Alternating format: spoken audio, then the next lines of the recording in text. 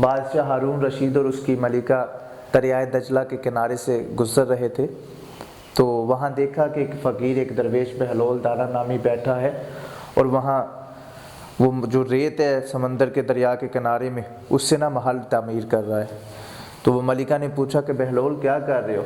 تو وہ کہنے لگا کہ ملکہ میں جنت میں محل تیار کر رہا ہوں۔ تو وہ ملکہ کہنے لگی کہ بہلول یہ محل بیچتے ہو؟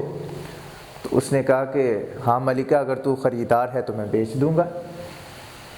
تو وہ کہنے لگی کہ کیا رقم درکار ہے؟ اگر مجھے ایک محل چاہیے ہو تو کتنے پیسے لوگے؟ وہ کہنے لگا کہ بی بی 10 درہم کا ایک محل دوں گا۔ تو اس نے سوچا کہ سودا تو بڑا سستا ہے، اس نے 10 درہم دیے اور خرید کے تو واپس آ گئی۔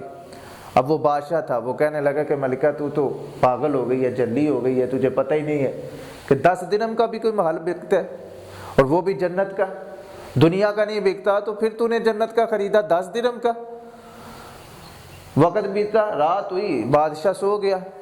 اب اس نے خواب میں کیا دیکھا کہ جنت میں پھر رہا ہے، جنت میں گھوم رہا ہے، تو اس نے دیکھا کہ ایک بہت خوبصورت محل تیار ہے اور اس کے اوپر ملکہ کا نام لکھا ہے، اس کی بیوی کا نام لکھا ہوا ہے۔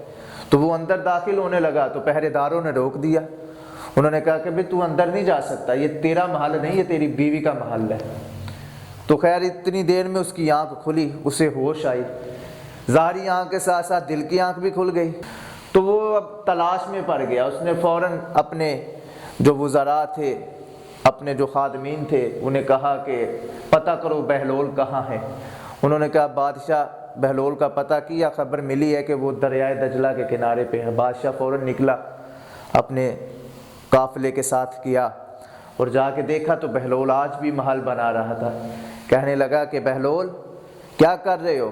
بہلول نے کہا کہ جنت میں محل بنا رہا ہوں۔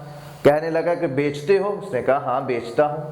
اس نے کہا کتنے کا؟ اس نے کہا 10,000 دینار کا۔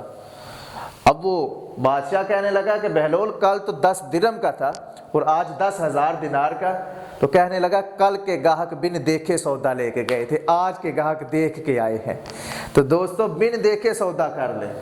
جو اس طرح کے عاشق دیوانے ہوتے ہیں نا، ان کے ساتھ بن دیکھے سودا کرنا چاہیے۔ آپ آئے تو رت مستانی ہو گئی، بن دیکھے دنیا دیوانی ہو گئی۔